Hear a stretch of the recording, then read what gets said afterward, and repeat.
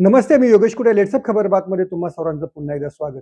भारताचे पहिले पंतप्रधान पंडित जवाहरलाल नेहरू यांची सर्वाधिक धास्ती कोणाला असेल तर त्याचं उत्तर आजही भाजप आणि भाजपच्या नेत्यांना.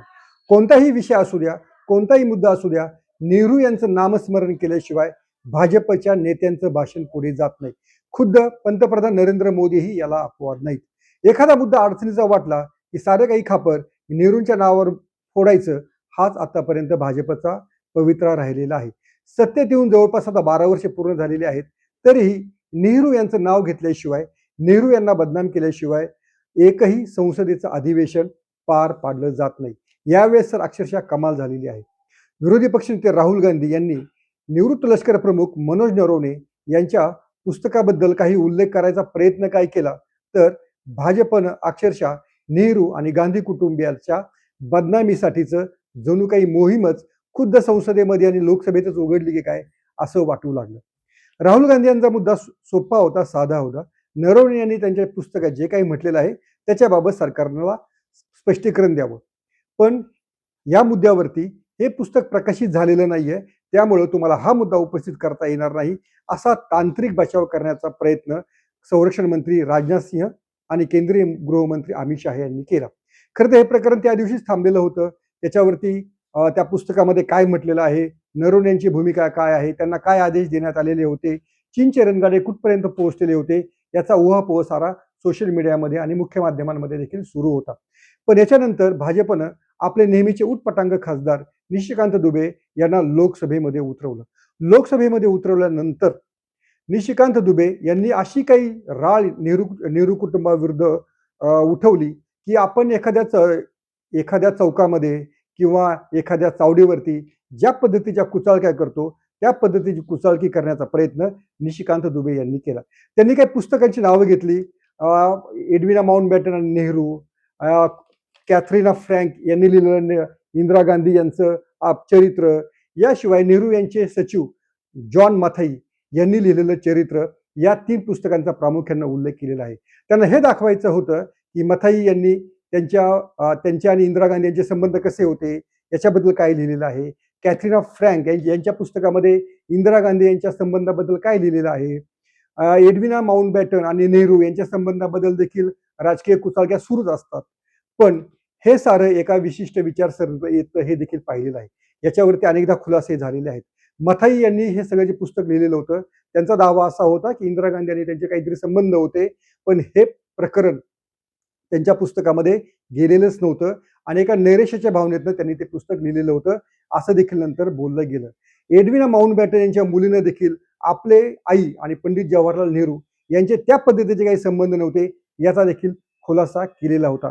खुद्द इंदिरा हे जे पुस्तक आहे, या पुस्तकामध्ये देखील इंदिरा गांधी या केवळ तशाच प्रवृत्तीच्या होत्या असा कोणताही दावा केलेला नाहीये. पण मोठ्या नेत्यांच्या कुचळक्या करण्याचा प्रयत्न निशिकांत दुबे यांनी या निमित्तानं केलेला आहे. लोकसभेचे सभापती ओम बिर्ला राहुल गांधींना विचारत होते की तुम्ही राष्ट्रपतींच्या अभिभाषणावरती बोला, राष्ट्रपतींनी त्यांच्या भाषणामध्ये जे काही मुद्दे मांडलेले आहेत त्याच्यावरती बोला. मग निशिकांत दुबे यांना ही पुस्तकं कशाच्या आधारावरती, या पुस्तकांचा आधार घेऊन कशाच्या आधारावरती भाषण करण्यासाठी लोकसभेमध्ये परवानगी मिळाली, याचं काही उत्तर मिळालं नाही.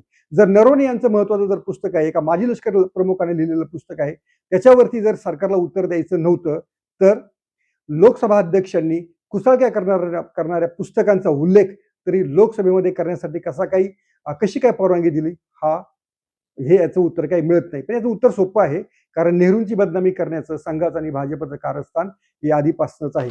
विजयालक्ष्मी पंडित यांच्या बरोबरचा नेहरू यांचा जो फोटो आहे, तो फोटो कोणीतरी नेहरू यांची मैत्रीण आहे म्हणून दाखवण्याचा किंवा त्याबद्दल सांगण्याचा देखील संघ परिवाराचा आधीपासूनचा प्रयत्न आहे.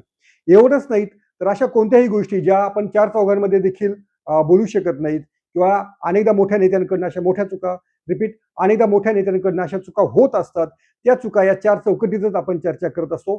संसद हे त्यासाठीचं व्यासपीठ नाही, याची देखील जाणीव निशिकांत दुबे यांना राहिलेली नाही. आता निशिकांत दुबे यांचा हा जर पवित्रा किंवा त्यांचं हेच जर धोरण उद्या कोणी काँग्रेस नेत्यानं जर राबवायचं ठरवलं, तर संघ आणि भाजपच्या नेत्यांबद्दल असे काही संबंध असलेली पुस्तकं बाजारात काही कमी आहेत का? अटल बिहारी वाजपेयी यांच्याबद्दल खुद्द बलराज मुधोक जे कधी काळी जनसंघाचे अध्यक्ष होते, त्यांनी काय लिहून ठेवलेलं आहे हे जर कोणी उद्या संसदेमध्ये वाचून आणून दाखवलं, तर त्यासाठी संसदेचा उपयोग केला जावा काय?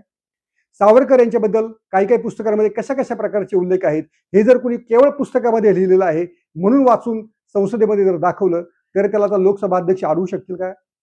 आणि निशिकांत दुबे याच्यावरती थांबलेले नाहीयेत, तर त्यांचं म्हणणं असं आहे की मी ते भाषण केलं, ज्या पुस्तकांचा उल्लेख मी लोकसभेमध्ये केला त्याच्यानंतर मला देशभरामधनं हजारो फोन आले, लोकांना माझं ते भाषण आवडलं आणि लोकांना हे देखील कळालं की गांधी आणि नेहरू कुटुंब कशा प्रकारे व्यभिचारी कुटुंब आहे, अशा प्रकारचा शब्दप्रयोग हा निशिकांत दुबे यांनी केला.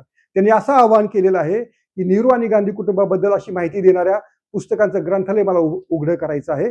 त्यासाठी देशभरातल्या लोकांकडे जर असं काही साहित्य असेल, असं काही मटेरियल जर असेल ते त्यांनी द्यावं, मी ते विकत घेईल. तशा प्रकारची लायब्ररी मी दिल्लीमध्ये उभारणार आहे. म्हणजे नेहरू कुटुंबाच्या बदनामीचं केंद्रच निशिकांत दुबे हे आता अधिकृतरित्या दिल्लीमध्ये उभारणार आहेत. नेहरू यांच्या धोरणावरती जरूर टीका करावी, इंदिरा गांधी यांच्या निर्णयांवरला कठोर चिकित्सा व्हावी, त्यासाठी संसद आहे. पण केवळ बदनामी करायची म्हणून काही निवडक पुस्तकांचा रेफरन्स आपल्या सोयीने करायचा हा घातक पायंडा निशिकांत दुबे यांनी पाडलेला आहे. आता खरोखरच मनोज नरवणे यांच्या पुस्तकामध्ये असं काय आहे की खरं तर त्या प्रश्नाचं उत्तर हे मिळालं पाहिजे. जर नरवणे यांच्या पुस्तकाची तुम्हाला धास्ती नाही तर नरवणे यांच्या पुस्तकाला सरकारनं अजूनही अधिकृत प्रसिद्धीची परवानगी का दिली नाही याचं उत्तर मिळालं पाहिजे. राहुल गांधी तुम्हाला दुबळे वाटतायत, राहुल गांधी तुम्हाला अबोध बालक वाटतायत, तर त्यांची तुम्हाला एवढी धास्ती का, त्यांची तुम्हाला एवढी भीती का?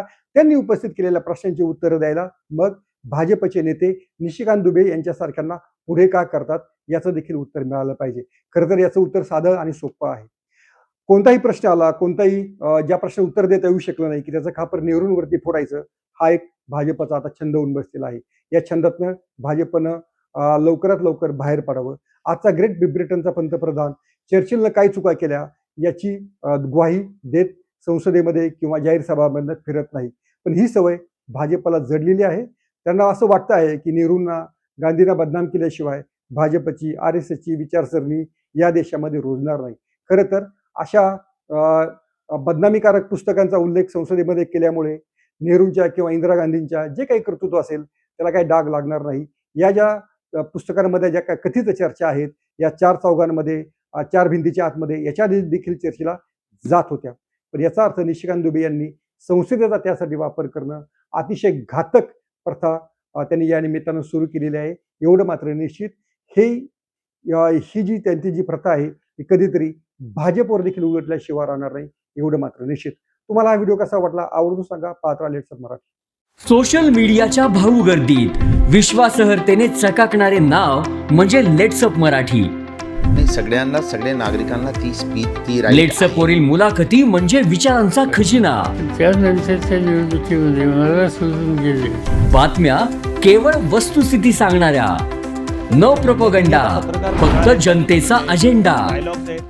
क्योंकि आने वाला कल जाने वाला है, जाने वाला कल आने वाला है. राजकारण, मनोरंजन असो की क्रीडा क्षेत्र, महाराष्ट्राची स्पंदने संवेदनशीलतेने टिपणारे माध्यम म्हणजे लेट्सअप मराठी. जगासोबत एक पाऊल पुढे राहण्यासाठी लेट्सअपचे ॲप, सोशल मीडिया आणि वेबसाईट सोबत कनेक्टेड रहा.